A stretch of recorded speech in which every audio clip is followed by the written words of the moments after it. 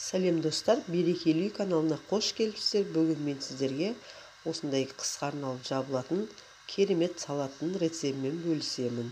Бұл салаттың ерекшелігі, бұған көп мөлшерде қызыл болгарский қосылады. Алдымен сұйық майымызды құйып, пиязды қуырып аламыз. Одан соң туралған сарымсақты қуырамыз.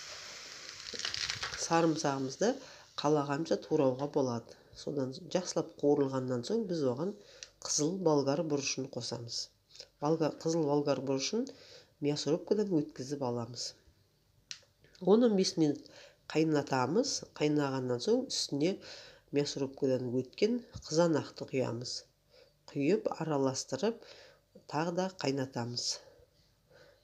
Содан соң біз оның үстіне дәмдеуіштерін салатын боламыз. Яғни лавр жапырағы, укроп және тұзды салып қайнатамыз.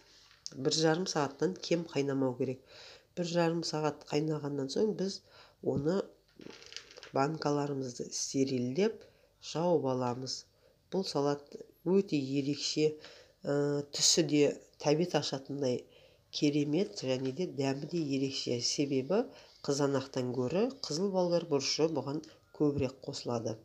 Сіз де жасап көріңіз. Ұнаса тіркеліп лайк басыңыз.